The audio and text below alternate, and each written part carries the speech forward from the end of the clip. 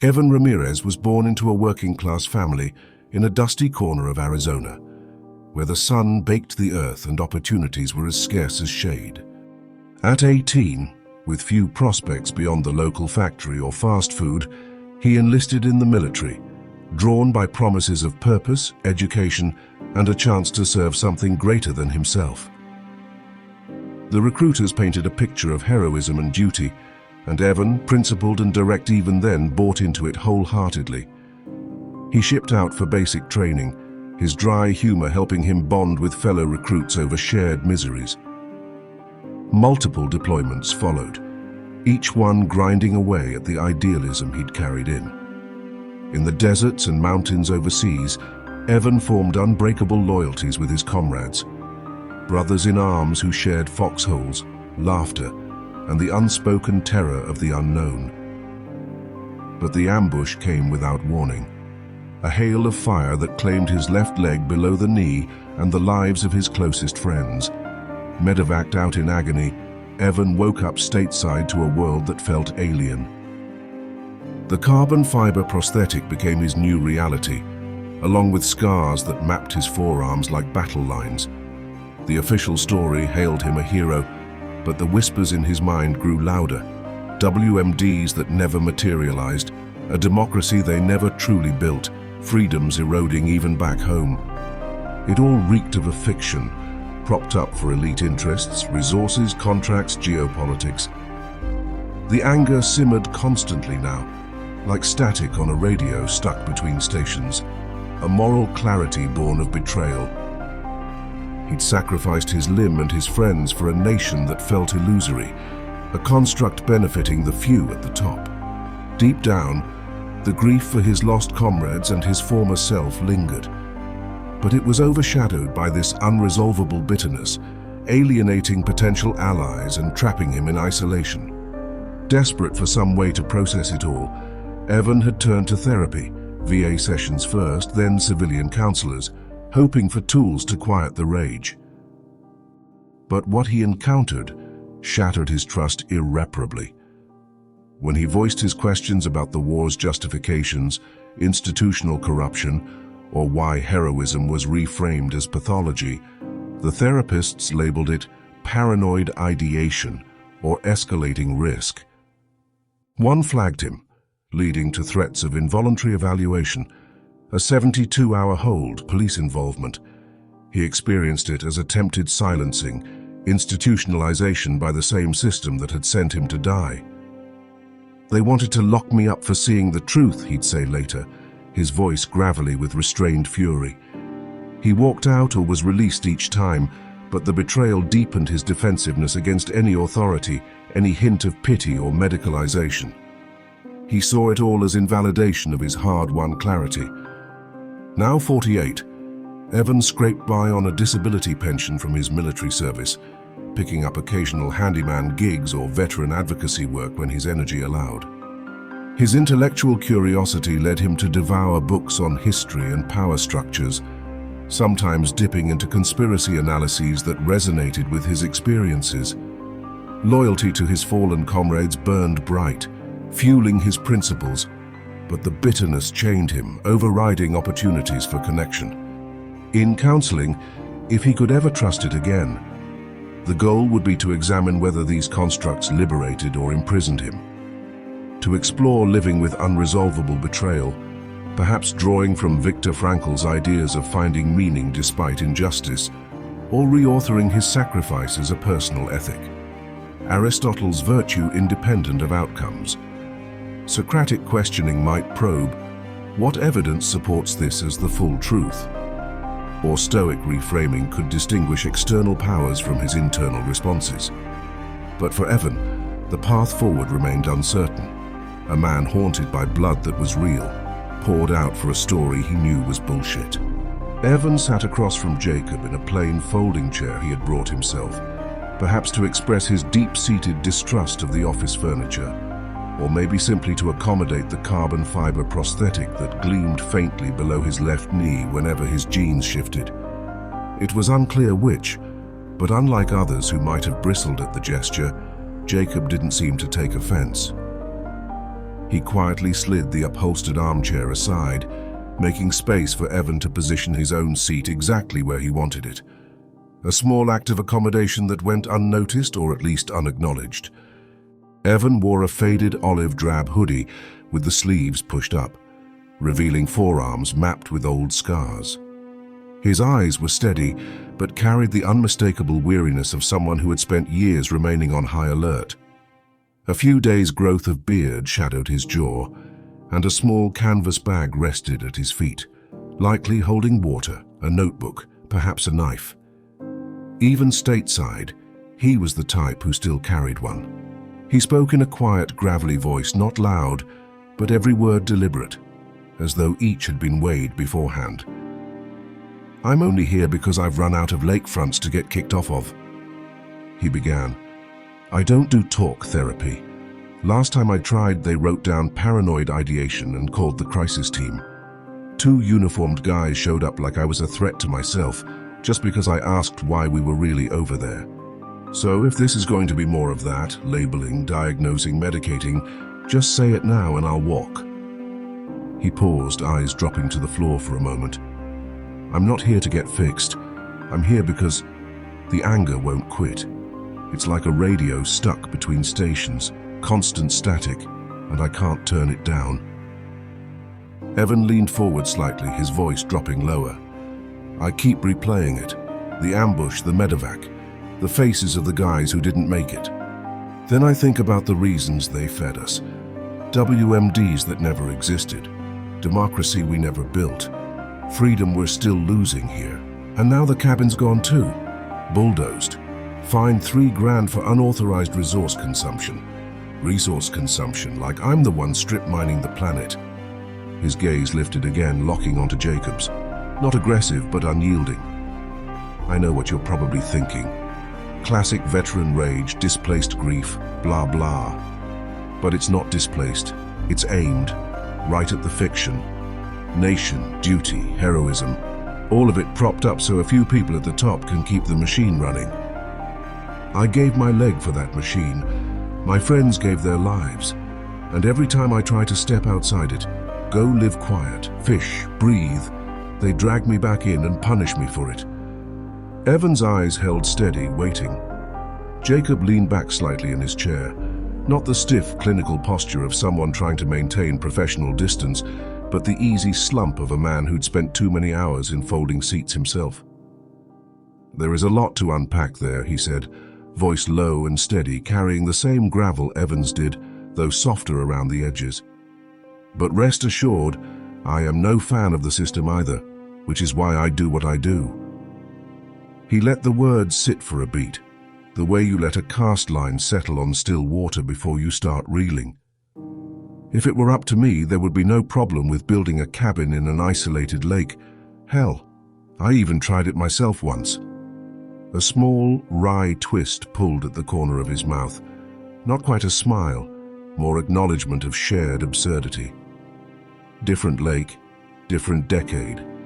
The green agenda wasn't that advanced back then, so I wasn't fined the way you were. But the system made it clear all the same. I wasn't free to get out of it. They showed up with paperwork and polite threats, same as they did to you. Different uniforms, same message. Why did you join the army in the first place? You got evicted too, huh? Are you saying that to build connection?" he asked, suspicious.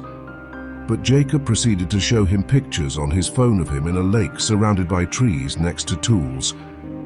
As the images progressed, a cabin was being built. "So you actually felt the system. That asshole doesn't just say no. It says this land isn't yours, never was, and will remind you who owns everything. Green agenda, red tape, property taxes, eminent domain. It's all the same leash." "Why'd I join?" Evan continued. The question turned back on himself now. "Straight answer, I was 19, small town. Dad worked the mill till it closed, Mom cleaned houses, no college money, no real plan. The recruiter came to the high school gym, clean uniform, stories about brotherhood, seeing the world, serving something bigger than yourself. Sounded better than stacking shelves or pumping gas for minimum wage. Plus, A small, bitter half-smile tugged at one corner of his mouth. They promised structure, rules that made sense, a mission. I wanted to matter, wanted to be part of something. He paused, the half-smile fading. And yeah, part of it was the flag-waving bullshit. I believed it back then. Thought we were the good guys, stopping bad guys, protecting freedom.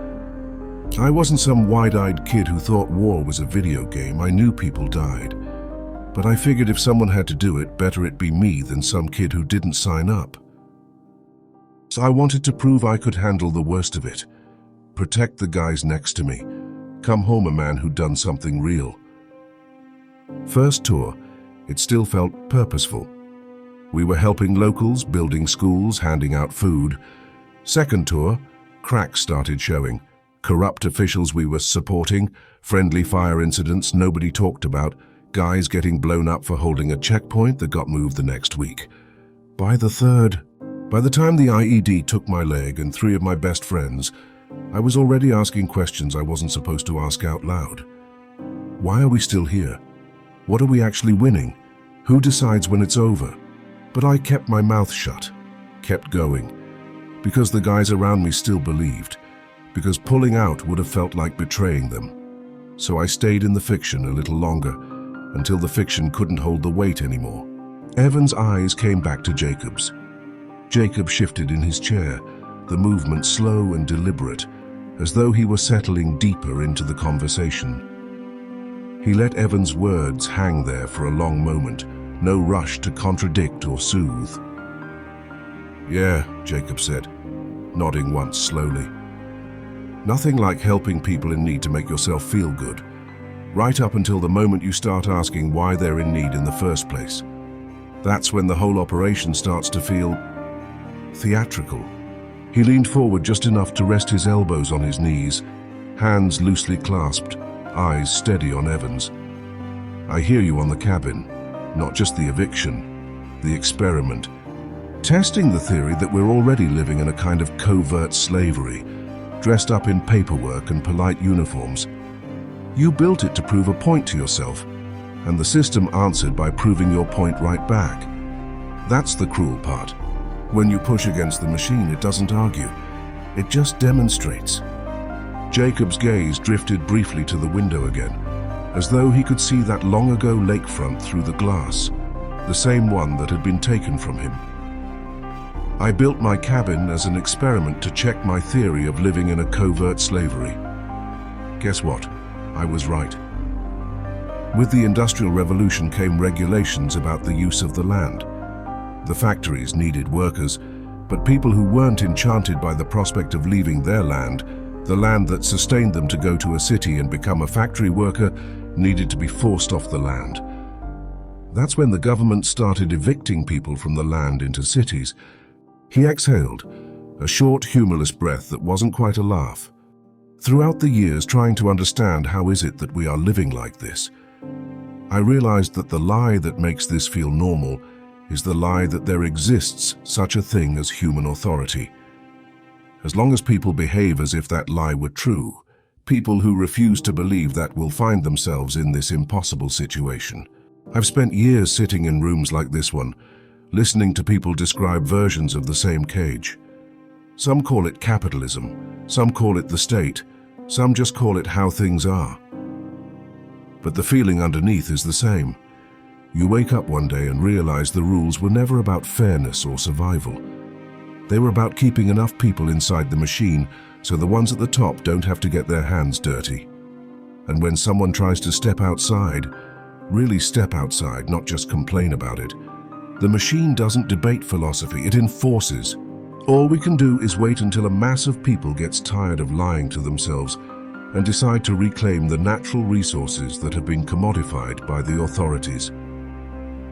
Evan listened without interrupting, his gaze steady but unyielding, the kind of look that had once scanned horizons for incoming fire and now scanned words for hidden barbs.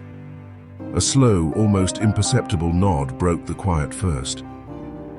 "You're preaching to the choir on the history lesson. I've read enough to know the enclosures in England, the Highland clearances, the Dust Bowl relocations. Same pattern, different century. People get pushed off land that fed them for generations, so someone else can turn a profit.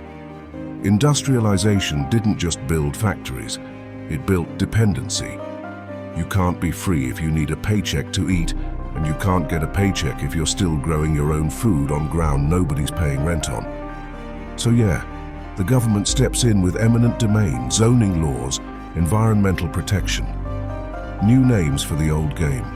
Clear the board so the pieces only move where the house wants them. But here's where I get stuck. So if authorities are fiction, why the hell am I still obeying it? Why did I let them bulldoze the cabin? Why didn't I stand there with a rifle and say, "Come take it"? Why am I sitting here talking to you instead of, I don't know, disappearing deeper into the woods where no zoning map reaches? He let out a short, dry breath that wasn't quite a laugh. Because deep down I know what happens next. They don't debate philosophy with you. They bring SWAT, they bring charges, they bring cuffs, and if you resist hard enough, they bring a body bag. And then the story becomes troubled veteran snaps, threatens officers. Not man tried to live free and got crushed for it. The fiction wins either way. It rewrites you. His gaze drifted for a moment, distant, as though replaying a scene he'd never quite left behind. Then it snapped back, sharper now. Waiting for the mass awakening, that's the part that keeps me up at night. Because I've waited. I've watched. People get pissed for a week. Some viral video, some tax hike, some new regulation. And then they go back to scrolling. Back to Netflix. Back to the job that owns them. They're tired, yeah, but not tired enough to risk the mortgage, the kids' school, the pension. Comfort is the strongest chain there is, stronger than steel, and the system knows it. That's why they keep the cage gilded. Evan leaned forward just a fraction, elbows on his knees, the posture closing the distance without aggression. So what do you do when you see the lie clear as day? And don't tell me inner freedom or some stoic bullshit about controlling your mind. I've tried that too. The anger still comes. The question still sits there like a live round in the chamber. If it's all fiction, why am I the only one bleeding for it? Jacob let the question linger a moment longer, his eyes holding Evan's without flinching. Then he leaned back slowly, the chair creaking under the shift, and rubbed one palm across his jaw, as though scraping away the last traces of an old answer he'd given too many times.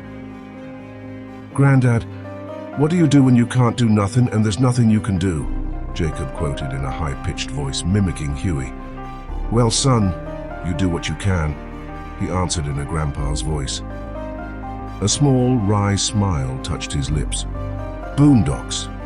One of the few things on television that ever got the futility right without turning it into despair. He exhaled through his nose, the sound soft but carrying the weight of years. "What can you do? What are you willing to do?" Jacob repeated the questions back, not as rhetoric, but as though he were still asking them of himself every morning. "I asked myself that after the cabin, after the paperwork, the polite threats, the day the crew showed up with chainsaws and eviction orders. I could have fought, legally, physically, publicly, could have turned it into a spectacle, maybe even won a delay or a headline. But I looked at the cost, the years in court, the money I didn't have, the risk of becoming another troubled case file that gets stamped and forgotten. And I realized the machine doesn't care if you win a skirmish. It wins by making every fight expensive enough that most people quit before the next one." Jacob's gaze drifted briefly to the narrow window, where the last grey light of February was bleeding out of the sky. "So I decided something simpler. I came back to the world, not the deep woods, not the city grid, but the edges where people still talk to each other. I built this philosophical practice. Not the polished, credentialed kind with waiting lists and insurance billing. Just a room, a couple chairs, people who show up because they're tired of the same looped answers. I teach my children the truth and the lies, the ones people tell to themselves and each other to keep the whole thing spinning. Why the land isn't really owned the way we pretend. Why obedience isn't virtue. Why comfort is the quietest leash. And I live as freely as I can within the cracks that still exist. That's not surrender, it's triage. I can't dismantle the machine alone. I can't wake the billions who like the dream. But I can refuse to feed it my full attention, my full compliance, my children's minds. I can carve out small zones where the fiction isn't treated as gospel. Here in this room at the kitchen table with my kids. It's not grand. It's not revolutionary in the way people imagine revolutions. But it's what I can do. And every time someone walks out of here a little less convinced by the official story, or every time one of my kids asks a question the textbooks don't answer, the machine loses a tiny fraction of its grip. There is always something to do, and the biggest workload is always preparation, so that when the opportunity rises, you are ready to seize it. Prepare for what you are willing to do when and if the chance to change rises. And if you die beforehand, at least you will smile at your death knowing you tried. Evan listened to Jacob's words without moving much at first. His breathing slowed, deep and deliberate, as though he were letting each sentence sink into the quiet places inside him where the static usually roared. When Jacob finished, Evan didn't rush to reply.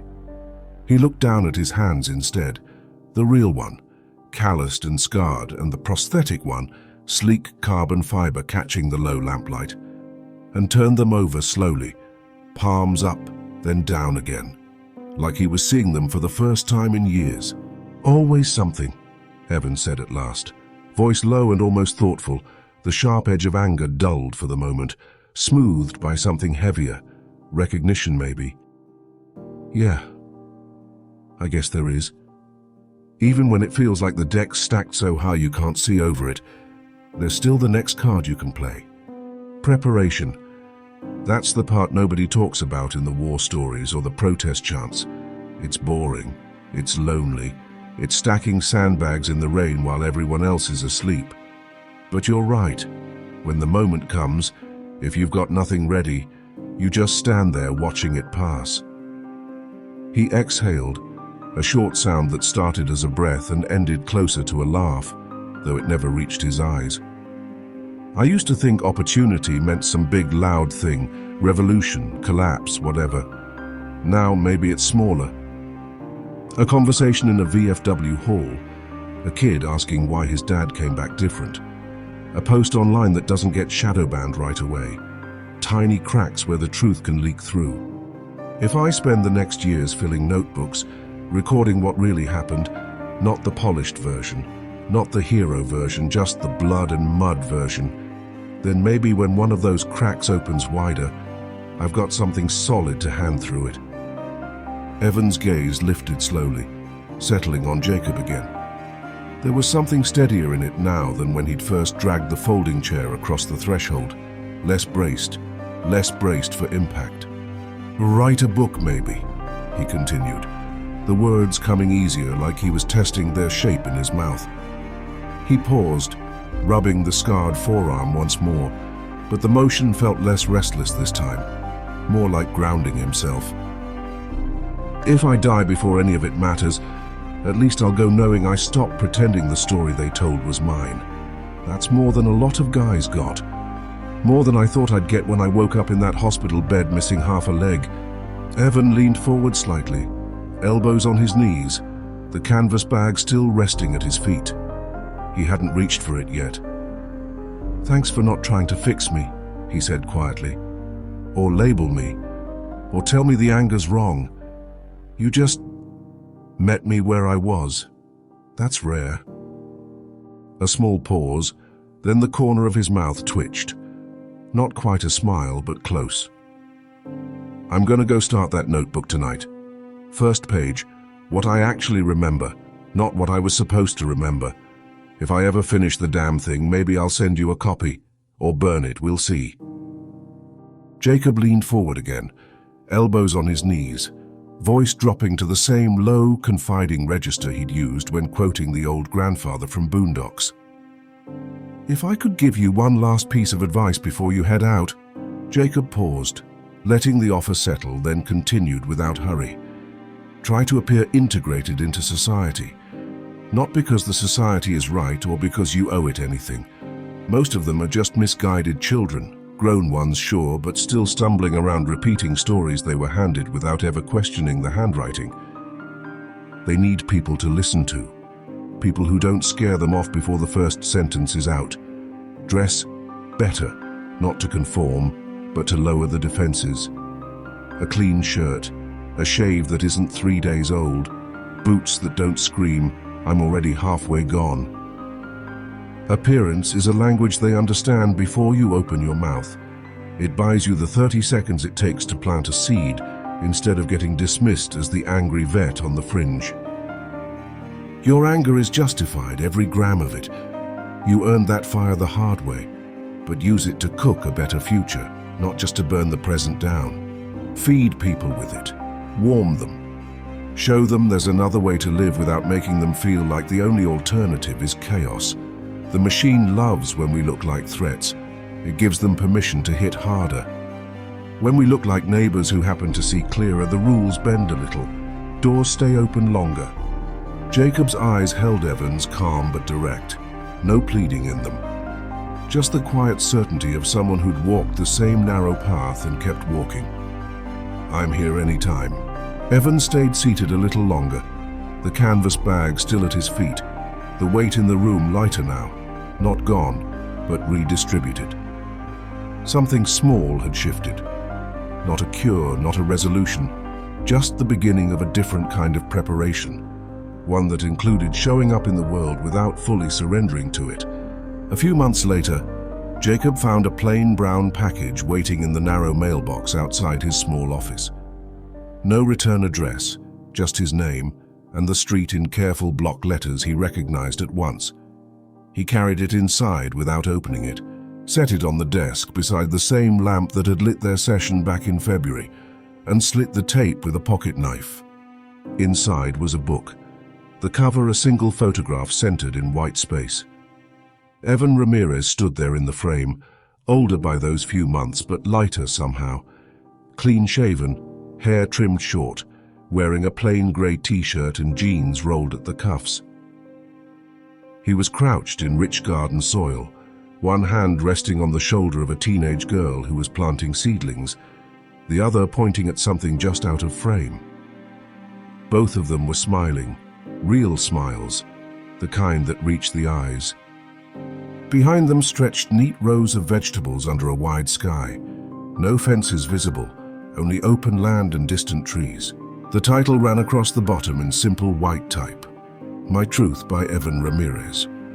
Jacob's mouth curved into a slow, quiet smile. "Keep planting, brother," he murmured. He turned the book over in his hands, feeling the weight of it, then set it upright on the desk so the cover faced him like a small flag planted in new ground. He reached for his laptop, opened a browser tab, and typed into the YouTube search bar the code he'd carried in his soul since he was a boy. Sorrow by Bad Religion. The song began, driving guitars, Greg Graffin's unmistakable voice cutting through the opening chords like a blade through fog. Jacob closed his eyes and leaned back in the chair, the springs giving their familiar creak. He swiveled so he faced the narrow window that looked out over the scrappy strip of green behind the building. A small sparrow landed on a swaying branch of the maple just outside, tilting its head as though listening too. The song built, verse after verse, carrying the familiar ache of questions that never quite resolve. Jacob let it wash over him, let the lyrics remind him of the boy he'd been at 7, sitting cross-legged on shag carpet, headphones too big for his head, discovering for the first time that music could name feelings too big for words. Then came the bridge, the part that had always undone him. When all soldiers lay their weapons down, or when all kings and queens relinquish their crown, or when the only true Messiah rescues us from ourselves well, then I do imagine that there will be sorrow, and there will be sorrow no more. The final word stretched, cracked open, held for a heartbeat longer than physics should allow. Jacob felt the familiar sting at the corners of his eyes, not grief exactly, but something close to gratitude, the kind that hurts because it's so rare. But this time he burst into song, but as his voice cracked, tears came out violently, leaving him crying, leaning on his desk. Outside, the sparrow hopped once, twice, then launched itself into the bright air, disappearing among the leaves. Jacob opened his eyes. The book still sat on the desk, Evan's face steady and unguarded under the title. Somewhere in those pages, he knew, were the blood and mud memories Evan had promised to write down. Not polished, not heroic, just true. And somewhere in those same pages perhaps were the seeds of the Garden of Eden.